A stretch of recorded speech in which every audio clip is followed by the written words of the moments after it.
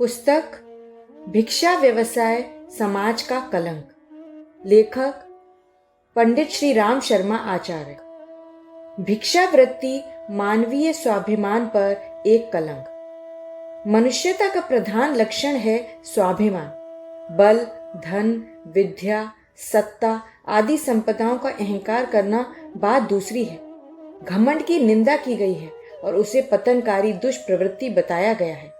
स्वाभिमान इससे सर्वथा भिन्न है। आत्म गौरव एवं आत्म सम्मान आत्मा की भूख है। आत्मा महान है, उनकी महत्ता एवं श्रेष्ठता का पारावार नहीं। इसलिए उसे अपने गौरव के अनुरूप परिस्थितियों में ही रहना चाहिए। तिरस्कार एवं अपमान की स्थिति उसके लिए न तो वांछनीय ही हो सकती है और न उपयुक्त ही। तिरस्कृत रहते हुए भी यों जिंदगी को जिया जा सकता है। अन्न मिलता रहे तो सांस चलती रहेगी, पर इससे आत्मिक महानता जीवित नहीं रह सकती। उसके लिए तो स्वाभिमान एवं आत्म गौरव की रक्षा करने वाली स्थिति ही चाहिए। आत्म गौरव का हनन। आत्म गौरव को सबसे अधिक ठेस पहुंचाने वाली और आत्मा को तत्काल नीचा दिखाने वाली वस्तु है भिक्षा। भिखारी तिनके से भी हल्का होता है। उसका न कोई सम्मान रहता है और न मूल्य। हर व्यक्ति से ओछा, गया गुजरा, दीन, दरिद्र एवं अपाहिज, असमर्थ रहता है। ऐसा सम्मान रहित व्यक्ति अपने आप की दृष्टि से भी छोटा हो जाता है। हीनता एवं दीनता उसकी नस नस में भर जाती है। इन परिस्थितियों में पड़ा हुआ व्यक्ति जीवित ही मृतक है। उज्जवल व्यक्तित्व, आदर्श चरित्र। प्राचीन काल में यह प्रयोजन साधु ब्राह्मण पूरा करते थे। वे स्वयं एक संस्था होते थे। उनका व्यक्तित्व इतना उज्जवल, तपा हुआ और निष्प्रह होता था कि किसी आर्थिक गड़बड़ी या स्वार्थ साधना की उनके बारे में कोई व्यक्ति कल्पना तक न करता था। जिन्होंने अपना आहार विहार अत्यंत मितव्ययतापूर्ण रखा, जिन्होंने अपरिग्रह का व्रत लिया, संयम को जिन्होंने अपनी साधना का माध्यम माना, ऐसे ऋषि कल्प किसी का धन लेकर उसका करते भी क्या। इसलिए प्राचीन काल में सार्वजनिक सेवा संगठनों की आवश्यकता नहीं समझी जाती थी। साधु ब्राह्मणों का उज्जवल व्यक्तित्व उस प्रयोजन की सहज पूर्ति करता था। जनता उन्हें समय समय पर मुक्त हस्त से प्रचुर दान दक्षिणा दिया करती थी और वे उसमें से पेट भरने और तन ढकने जितना अपने लिए रखकर शेष को लोक कल्याण के कार्यों में खर्च कर देते थे। उन दिनों जनता को यह पूछने की भी आवश्यकता नहीं थी कि यह धन किस कार्य में खर्च किया जाएगा। यह कार्य साधु ब्राह्मणों का था कि वे देखें कि इस समय कहाँ, किस प्रकार की, किस ढंग से कौन सी सत्प्रवृत्तियां चलाई या बढ़ाई जानी है। जब जहां जैसी आवश्यकता प्रतीत हुई तब वहां वैसी व्यवस्था वे लोग बना लेते थे। जनता दान देकर निश्चिंत हो जाती थी। उसे पूर्ण विश्वास रहता था कि जिन्हें दिया गया है वे उसे अपनी व्यक्तिगत पूंजी बनाकर बैठने वाले नहीं हैं, वरन इसकी एक एक पाई लोक मंगल के लिए, धर्म, संस्कृति एवं समाज के कल्याण में खर्च होगी। यह परंपरा अभी तक चलती चली आ रही है। रेलवे स्टेशनों पर जब जनता महात्मा गांधी के दर्शनों को पहुंचती थी तब रुपया, पैसा, जेवर आदि भी स्त्री पुरुष उनकी झोली में फेंकते थे। यह काम गांधी पर छोड़ देते थे कि देश कल्याण के किस कार्य में वे किस तरह व्यय करेंगे। परिस्थितियां बदल गईं, पर अभी भी यह प्रथा प्रचलित है कि दान दक्षिणा के रूप में साधु ब्राह्मणों को जनता प्रचुर धन दान करती रहती है और उनसे यह प्रश्न नहीं करती कि आप उसे किस कार्य में किस प्रकार खर्च करेंगे। इसे भारतीय जनता की अतिशय उदारता ही कहना चाहिए कि दान के धन का लोकहित के कार्यों में खर्च किए जाने पर, उसे व्यक्तिगत पूंजी की तरह काम में लाए जाने पर भी यह प्रश्न नहीं किया जाता कि आपको दान दिया गया है, उसको आपने किस सत्कर्म में व्यय किया। व्यक्तिगत पूंजी बन जाने से या उसका किसी लोक सेवा न करने वाले व्यक्ति के निजी खर्च में काम आ जाने से तो कोई पुण्य नहीं हुआ। पुण्य तो दान से होता है और वही दान कहलाता है जो जन कल्याण की सत्प्रवृत्तियों के अभिवर्धन के लिए किया जाए। दान के दो प्रयोजन। तात्पर्य यह है कि भिक्षा मांगने या दान देने के दो ही प्रयोजन हो सकते हैं। एक व्यक्ति की नितांत असमर्थता और लाचारी, दूसरे सार्वजनिक सत्प्रवृत्तियों के अभिवर्धन के लिए एकत्रित किया हुआ जन सहयोग। यह सहयोग व्यक्ति के माध्यम से एकत्रित हो या संस्था के माध्यम से, यह परिस्थितियों के ऊपर निर्भर रहता है।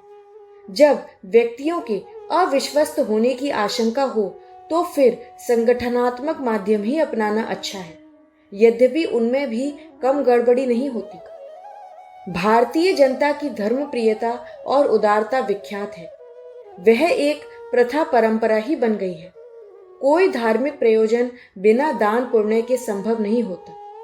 तीर्थ यात्रा, कथा वार्ता, पूजा अर्चा, व्रत, अनुष्ठान, हर कार्य में तो दान पुण्य अनिवार्य शर्त के रूप में जुड़ा हुआ है। हर शुभ कार्य पर ब्राह्मण भोजन कराने और दक्षिणा देने का प्रचलन है। इस पुण्य परंपरा का प्रयोजन यही था कि लोक मंगल एवं मानवीय चरित्र में सत्प्रवृत्तियों के अभिवर्धन के लिए जितना अधिक सहयोग संभव हो सके बार बार करना चाहिए। उस समय हर साधु ब्राह्मण की स्थिति विशुद्ध लोक सेवी एवं धर्म प्रचारक की थी, इसलिए उन्हें अन्न वस्त्र आदि देना भी किसी व्यक्ति को भिक्षा देना नहीं, वरन समाज कल्याण की व्यवस्था बनाना ही था। सार्वजनिक कार्यकर्ता का भरण पोषण भी तो करना ही होता है, अन्यथा वह जीवित कैसे रहेगा। मोटर चलानी हो तो पेट्रोल तो चाहिए ही। इसलिए ब्राह्मण भोजन या उन्हें अन्न वस्त्र गौ आदि का दान सर्वथा उचित ही था। इस औचित्य को ध्यान में रखकर ही ब्राह्मण इस दान को ग्रहण एवं स्वीकार भी करते थे। जो सेवा संलग्न नहीं होते थे वे स्पष्ट रूप से दान लेने से इनकार कर देते थे। अभी भी ऐसे लाखों ब्राह्मण हैं जो किसी का दान किसी भी प्रकार स्वीकार करने के लिए तैयार नहीं हो सकते। जो व्यक्तिगत कार्यों में संलग्न हैं, जिसकी अपनी निज की जीविका भी है, ऐसे व्यक्ति को दान लेने का अधिकार है भी नहीं। जो लोक सेवा में निरंतर रत न होते हुए भी दान लेता है, वह तो एक प्रकार से भिक्षुक हो गया। वैसी भिक्षा केवल अपाहिजों के लिए ही क्षम्य कही जा सकती है। अन्य व्यक्तियों के लिए तो यह एक पापपूर्ण अनाधिकार चेष्टा ही है। प्राचीन काल के साधु ब्राह्मणों का व्यक्तित्व इतना महान था कि वे भिक्षाजीवी होकर तिरस्कृत जीवन व्यतीत करना किसी भी मूल्य पर स्वीकार न करते थे। यह उन्होंने तभी स्वीकार किया था जब उन्हें पूर्ण विश्वास था कि उनके समय का एक एक क्षण और भावना का एक एक कण लोक मंगल के लिए, जनता जनार्दन के हित साधन के लिए समर्पित है। तो संसार की उपयोगी अमानत इस देह को जीवित रखने के लिए अन्न वस्त्र जैसी स्वल्प सहायता स्वीकार कर लेने में कोई हर्ज नहीं है। इस उच्चतम आदर्श के कारण ही वे संसार को वह अनुदान दे सके जिसका लाभ अंतकाल तक लोगों को मिलता रहेगा। उपर्युक्त दो परिस्थितियों को छोड़कर अन्यत्र जहां कहीं भी भिक्षा आचरण हो रहा हो, समझना चाहिए वहां अनीति बरती जा रही है और मानवता को तिरस्कृत एवं लांछित किया जा रहा है। दान का दुरुपयोग और भिक्षा जीवियों की समस्या। भारतीय धर्म शास्त्रों में दान की बड़ी महिमा गाई है। उसे मानवता का एक बड़ा लक्षण बतलाया गया है और यहाँ तक कहा है कि जो कमाई में से दूसरों को एक भाग नहीं देता, उसका उपभोग करना चोरी के समान है। भगवत गीता का वचन है, यज्ञ दान तपः कर्म न त्याज्यम कार्यमेव तत् यज्ञो दानम तपश्चैव पावनानि मनीषिणा। अर्थात यज्ञ दान तप रूप जो कर्म है वे अवश्य करणीय हैं, उनको त्यागना कभी नहीं चाहिए। यह कर्म निश्चित रूप से बुद्धिमानों को पवित्र करने वाले हैं। गीता में यज्ञ को सृष्टि संचालन का मूल आधार कहा है और उसी की श्रेणी में दान को रखने से अनुमान किया जा सकता है कि गीताकार की दृष्टि में उसकी महिमा कितनी अधिक है। उन्होंने दान को यज्ञ का एक अंग ही माना है और कहा है कि यज्ञ के रूप में अन्य व्यक्तियों तथा समाज का उपकार करने के पश्चात शेषांश से अपना निर्वाह करना ही पुण्य मार्ग है।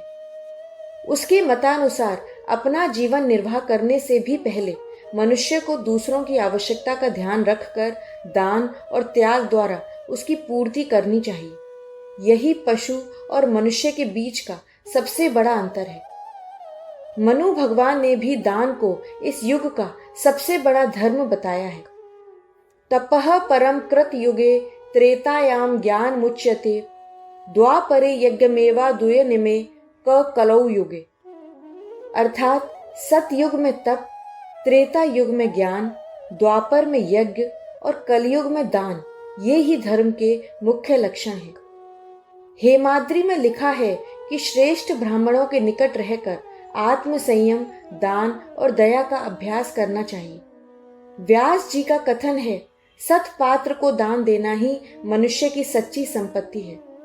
गौतम मुनि ने दान को पापों का नाश करने का अमोघ साधन बतलाया है।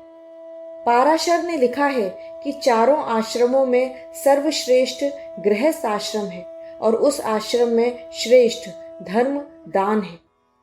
इस प्रकार समस्त शास्त्रों ने दान की प्रशंसा करते हुए उसे मनुष्य मात्र का परम धर्म बतलाया है। पर खेद है कि जिस गुण की ऋषि मुनियों ने इतनी महिमा बतलाई है और निस्संदेह जो मनुष्य का एक बहुत बड़ा भूषण है, उसकी वर्तमान समय में बड़ी बुरी दशा हो गई है। जहां शास्त्रों में परोपकारी जन सेवा में संलग्न सत्पात्रों को दान देने का आदेश दिया है ताकि वे लोक कल्याण के कार्यों को निर्विघ्न करते रहें, वहां आज ऐसे लोगों को दान दिया जाता है जो या तो निकम्मे निठल्ले रहकर समय बर्बाद किया करते हैं या नशा, विषय भोग, फैशन, ठाट बाट में संलग्न रहकर तुलसीदास जी की इस चौपाई को चरितार्थ करते रहते हैं। तपसी धनवंत दरिद्री ग्रही कलि कौतुक तात न जात कही।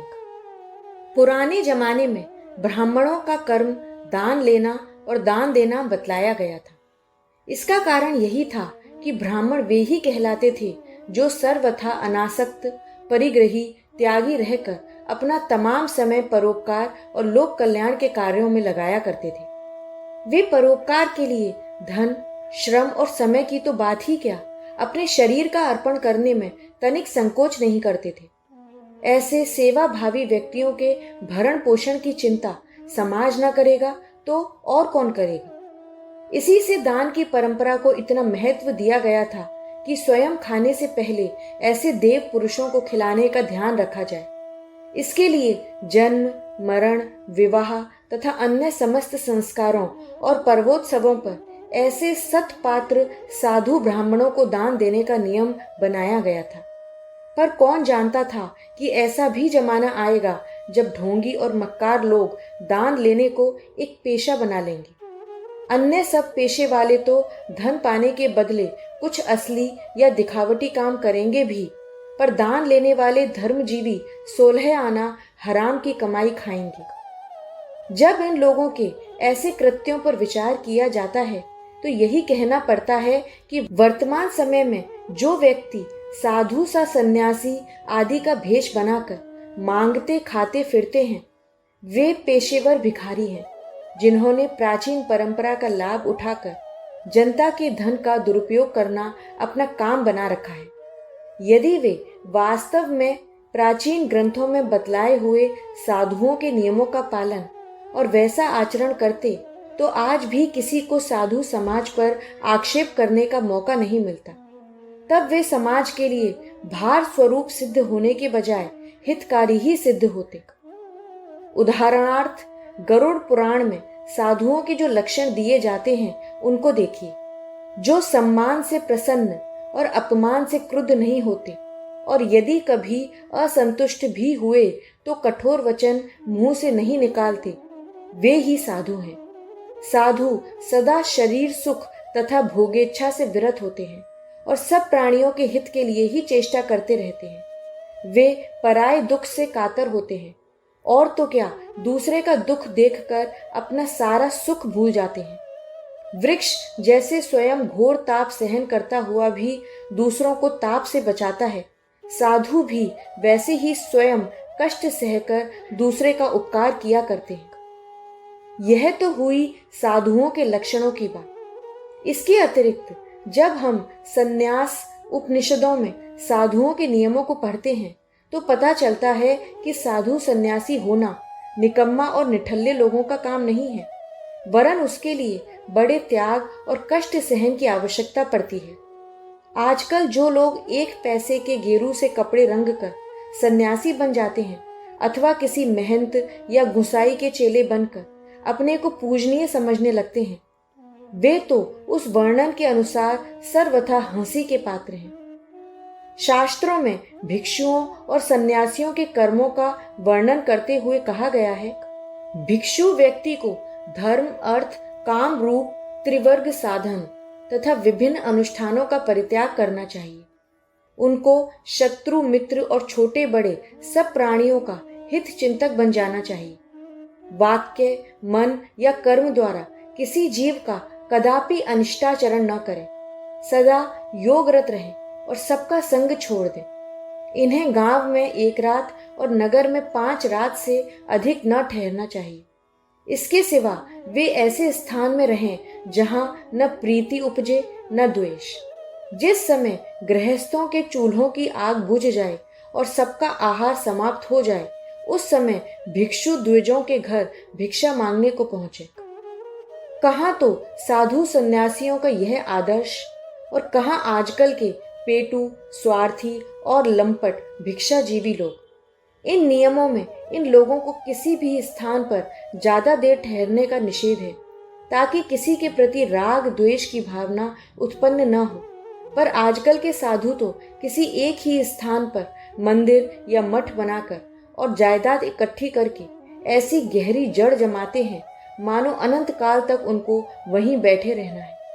इसी प्रकार जहां उपर्युक्त विवरण में सबसे खा पी लेने के पश्चात गृहस्थों के यहाँ भिक्षार्थ जाने का नियम है, आजकल के साधु सबसे पहले भोग लगाना अपना अधिकार समझते हैं और कितने ही भिक्षुक लोगों के खाते समय ही छाती पर जा खड़े होते हैं। इस वर्णन के अनुसार साधु और सन्यासी का सबसे बड़ा गुण त्याग और परोपकार है। जो जितना ही निस्पृह और अपरिग्रही होगा, वह उतना ही अधिक साधु माना जा सकता है। पर आज तो इन लोगों को धन संग्रह और वैभव बढ़ाने में कुछ भी संकोच नहीं जान पड़ता। यह इस जमाने की खूबी है कि तन तोड़ मेहनत करने वाले व्यक्ति तो रूखी सूखी खाकर गुजारा कर रहे हैं और आलस्य अथवा निरर्थक बातों में समय गंवाने वाले साधु लखपति करोड़पति बने हुए हैं। वे लोग साधु का वेश धारण करते हुए, गेरुआ वस्त्र पहनते हुए भी जमींदारी करते हैं, खेती कराते हैं, किराए के लिए इमारतें बनवाते हैं, व्यापार करते हैं।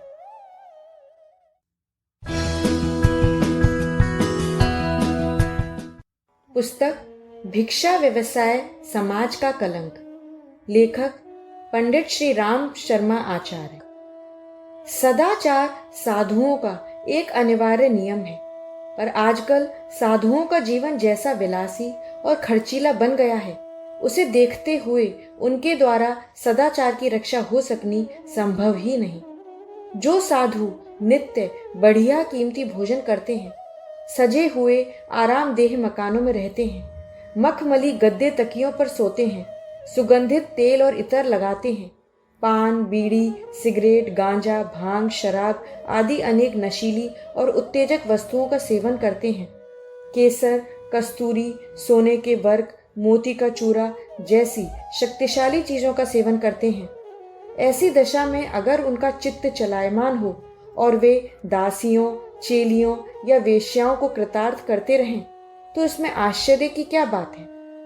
इस तरह की सामग्री का उपभोग करते हुए भी जो निर्विकार रह सके, उसे जीवन मुक्त ही कहा जाएगा, अथवा सर्वथा नपुंसक व्यक्ति ऐसी परिस्थिति में निश्चल रह सकेगा। पर ये साधु और महंत न तो विदेह पदवी को पहुंच सके हैं और न वे हिजड़े बन गए हैं। तब वे इन विलास सामग्रियों का सेवन करके कामदेव के बाण से व्यथित न हो, यह कैसे संभव है? इन लोगों के सुधार का प्रश्न प्रायः समाज हितैषियों के सामने आया करता है और अब तो सरकार भी इस समस्या को सुलझाने के लिए प्रयत्नशील जान पड़ती है, पर अभी तक कोई सुफल दृष्टिगोचर नहीं हुआ। पिछले कई वर्षों से बड़े नगरों में भिक्षा मांगना गैर कानूनी ठहराकर भिक्षुकों को औसत दर्जे का भोजन, वस्त्र संस्था की तरफ से देना और जो कुछ काम वे आसानी से कर सकें उतना कराना निश्चय हुआ है। पर प्रथम तो बहुत ही कम संख्या में भिखारी इनमें रहने को पहुंचे और जो गए भी वे थोड़े ही दिनों में वहां से भाग आए और पुनः भिक्षा मांगने का ही पेशा करने लगे। इससे उन भिक्षुक गृहों को बंद करना पड़ा और प्रत्येक प्रांत में कई कई लाख रुपए इन परीक्षणों पर यूं ही बर्बाद चला गया। अब ये लोग अपने समुदाय वालों में संगठित रूप से इन भिक्षुक गृहों के विरुद्ध आंदोलन फैला रहे हैं और उनमें कभी किसी को न जाने की सलाह दे रहे हैं। उधर महंतों तथा मंदिरों की संपत्ति को सरकार सार्वजनिक ट्रस्टियों के हाथ में देने की व्यवस्था कर रही है, पर वे भी अब अपने मंदिरों को प्राइवेट घोषित करके उनकी संपत्ति और सामग्री को निजी वस्तुओं की तरह रखते हैं। 10-20 बहुत बड़े स्थानों की व्यवस्था में सरकार निरीक्षक नियुक्त कर सकी है। इस प्रकार अभी तक हिंदू समाज का 1 अरब से अधिक धन व्यर्थ में जा रहा है। जिस धन से सैकड़ों धर्म प्रचार और समाज सुधार की योजनाएं कार्यान्वित की जा सकती हैं, वह थोड़े से निठल्ले लोगों के सुखोपभोग में बर्बाद किया जा रहा है। इसका सुधार तभी संभव है कि जब हिंदुओं की आंखें खुलें और वे समय के हित में सदुपयोग किया जाए। जन सेवकों का कर्तव्य है कि वे इस भावना को सर्वसाधारण में फैलावें और अपने अपने यहाँ के मंदिरों तथा मठों के लिए स्थानीय रूप से आंदोलन आरंभ करें। भिक्षावृत्ति की अवमानना हो। हमारे देश में भिक्षा को एक व्यवसाय का रूप दे दिया गया है। पिछली जनगणना के अनुसार भिक्षाटन करने वालों की संख्या 80 लाख थी। मात्र उतनी संख्या प्रच्छन्न रूप से व्यवसाय चलाने वालों की मान ली जाए तो कुल 1 करोड़ 60 लाख व्यक्ति इसमें लगे पाए जाएंगे। भारत की कुल 90 करोड़ की आबादी में से 1 करोड़ 60 लाख व्यक्ति भिक्षा जैसे कार्य को अपना व्यवसाय बना लें, यह लज्जा की बात है। इससे हमारी प्रतिष्ठा घटती है और नैतिक स्तर गिरता है। भिक्षावृत्ति में लगे लोगों के व्यक्तिगत जीवन को देखने से पता लगता है कि उनका नैतिक पक्ष बहुत ही दुर्बल है। उन्हें अपनी प्रतिष्ठा तथा सम्मान का जरा भी ध्यान नहीं रहता। अगर प्रतिष्ठा का ध्यान रहता तो बार बार फटकारे जाने पर भी वे द्वार द्वार हाथ फैलाते नहीं फिरते। झोली फैलाने की इस प्रवृत्ति ने उनके मनोबल को काफी गिरा दिया है। भिक्षावृत्ति व्यक्तिगत जीवन में अनेक दुष्प्रवृत्तियों को जन्म देती है।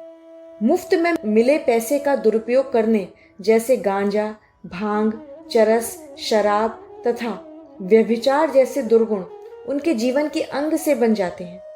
उनकी विवेक शक्ति काम नहीं करती, जिससे वे अनैतिक आचरण पर उतर आते हैं। भिक्षावृत्ति की ओट में कितने ढंग के अनैतिक कार्य होते हैं, इसका कोई हिसाब नहीं। भोले भाले असहाय बच्चों को अंधे लंगड़े बनाकर भिक्षा व्यवसाय में लगा दिया जाना और उस पैसे से मौज उड़ाना कितना निंदनीय और जघन्य कार्य है। आए दिन समाचार पत्रों में बच्चों की चोरी के समाचार मिलते रहते हैं। यह आचरण पराये बच्चों के साथ ही नहीं बल्कि अपनी पत्नी और पुत्र के साथ भी होता है। मुंबई में पिछले दिनों सखिया नामक एक भिखारी ने पहले अपनी पत्नी को लंगड़ी बनाकर इस व्यवसाय को खूब चलाया था। फिर 10 वर्षीय पुत्र को सोते समय गर्म सूजा घुसेड़कर दोनों आंखें फोड़ डाली। इस अपराध में पकड़े जाने पर उसने बतलाया कि इस भिक्षावृत्ति से उन्हें प्रति माह 300 से 400 रुपये बचत होती है। भिक्षावृत्ति ने अनैतिकता को यहाँ तक बढ़ा दिया है कि अवांछनीय तत्व इसमें प्रवेश कर चोरी, ठगी तथा राहजनी जैसे कृत्य करते पाए जाते हैं। रेलगाड़ियों, तथा तीर्थ स्थानों में यह कार्य निसंकोच ढंग से चल रहा है। यही नहीं, भिखारियों का निवास स्थान अनैतिक कार्यों का गढ़ बना हुआ है, जहां समाज के भागे गुंडे एवं गुमराह व्यक्ति आश्रय पाते हैं। भिक्षा व्यवसाय ने हमारी सामाजिक एवं राष्ट्रीय अर्थव्यवस्था को काफी प्रभावित किया है। भारत की लगभग 2 करोड़ की आबादी आज निठल्ली तथा दूसरों की कमाई पर निर्भर है। करोड़ों भिखारियों की जमात कब से भीतर ही भीतर अर्थव्यवस्था की नींव खोद रही है, यह समझ में नहीं आता। स्वस्थ और पेशेवर भिखारियों की संख्या अगर 55 लाख भी मानकर चलें तो देखेंगे कि एक दिन में 1 करोड़ 10 लाख तथा एक वर्ष में 3 अरब 96 लाख रुपए की राष्ट्रीय संपत्ति नष्ट हो रही है। भारत की पंचवर्षीय योजनाओं के हिसाब से 5 वर्ष में 19 अरब 80 करोड़ की संपत्ति पेशेवर भिखारियों द्वारा बर्बाद की जा रही है। यदि इतनी बड़ी रकम देश की योजनाओं में लग पड़े तो देश का कायाकल्प हो जाएगा। भिक्षा व्यवसाय से मनोविकार पैदा होता है, धन संग्रह की प्रवृत्ति बढ़ती है तथा उसे छिपाकर रखने में संतोष का अनुभव होता है। आत्मतुष्टि के अलावा इससे कुछ भी लाभ नहीं। वे न तो उसका स्वयं उपयोग करते हैं और न दूसरों को करने देते हैं। मुफ्तखोरी करने वालों के बहुत से उदाहरण भरे पड़े हैं। बिहार के भोजपुर जिले में एक जाति विशेष के लोगों का मुख्य व्यवसाय भिक्षाटन करना है। इसमें संपन्नता बाधक नहीं होती। उनके समाज में जितने लोटे चलते हैं उतनी ही प्रतिष्ठा बढ़ती है। पिछले दिनों इसी जिले के एक गांव में एक भिखारी मृत पाया गया। उसके पास 1237 रुपये मिले। बनारस के पास कई बाबाजी के पास से 713 रुपये के नोट तथा 45 चांदी के सिक्के मरने के बाद मिले। कानपुर के एक भिखारी को एक अपराध में पकड़ा तो उसके पास से एक चाकू तथा 700 रुपये के नोट बरामद किए गए। भिक्षा व्यवसाय ने हमारी राष्ट्रीय प्रतिष्ठा को गिराया है। विश्व के रंगमंच पर हमारा चित्रण एक कंगाल के रूप में हुआ है। अपनी प्रतिष्ठा को खोकर भी हमें कभी PL 480 केयर को स्वीकार करना पड़ा था। यदि हम भिक्षावृत्ति जैसे राष्ट्रद्रोही कार्य बंद कर सकें तो देश का बहुत उपकार हो सकेगा।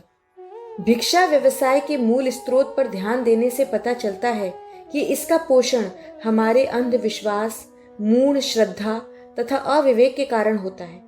भिक्षावृत्ति में लगे चतुर व्यवसायियों ने हमारी अविवेकता का लाभ उठाकर हम में मूढ़ श्रद्धा का आरोपण किया तथा समाज में अंधविश्वास का जाल फैलाया। हमारी धार्मिक धारणाएं इस प्रकार की बन गई कि भिक्षावृत्ति को धर्म का एक अंग मान लिया गया है। कितने ही छद्मवेशी जासूस तथा असामाजिक तत्व हमारी अविवेकता एवं अज्ञानता का लाभ उठाकर अपना काम कर रहे हैं। कलकत्ता से भागे हुए ऐसे ही पाकिस्तानी जासूस वृंदावन में पकड़े गए थे। देश में दान की परंपरा प्राचीन युग से चली आ रही है। हमारा सारा प्राचीन इतिहास दानियों का यश गाता है। उदारता अपने आप में अच्छा गुण है, इसकी परिपुष्टि होनी ही चाहिए, परंतु दान देने से पूर्व पात्रता की परख तथा प्रतिफल पर अवश्य ध्यान रखना चाहिए। चोर, आवारा, व्यसनी तथा जासूसों को दिया जाने वाला दान सर्प को दूध पिलाने की तरह ही है। हमारी उदारता सराहनीय तथा उपयोगी तब होगी जब हम विवेकपूर्ण कदम उठाएंगे। उदारता प्रदर्शन के अनेक क्षेत्र भरे पड़े हैं। अपंग असहाय की मदद कर हम अपनी उदारता दिखाकर भी आत्मसंतोष प्राप्त कर सकते हैं। अगर हम ऐसा न कर कुपात्रों का परिपोषण करते रहे तो हम स्वयं दोष के भागी होंगे। समाज और देश के हित में हमें भिक्षा व्यवसाय पर पूर्ण नियंत्रण कर लेना चाहिए। राष्ट्र के सर्वांगीण विकास के मार्ग में गतिरोध पैदा करने वाले रोड़े को यथाशीघ्र दूर करने में ही कल्याण है। ऐसे अधःपतित व्यक्तियों से देश की भलाई संभव नहीं। समाज और देश हित में हमें भिक्षा व्यवसाय पर पूर्ण नियंत्रण कर लेना चाहिए। राष्ट्र के सर्वांगीण विकास के मार्ग में गतिरोध पैदा करने वाले रोड़े को यथाशीघ्र दूर करने में ही कल्याण है। ऐसे अधःपतित व्यक्तियों से देश की भलाई संभव नहीं। समाज सुधार में लगे व्यक्तियों को बड़े धैर्य और साहसपूर्ण कदम उठाने चाहिए। किसी के सम्मान पर प्रत्यक्ष आघात की प्रतिक्रिया उल्टी हो सकती है। भिखारियों ने भी अपने निंदनीय कार्य को अपने सम्मान की परिधि में रख लिया है। अतः उनकी मान्यताओं में परिवर्तन लाने के लिए बड़ी चतुरता की जरूरत है। भिक्षावृत्ति करने वाले लोगों को स्वेच्छापूर्वक उस धंधे को छोड़ देने के लिए प्रेरित करना चाहिए।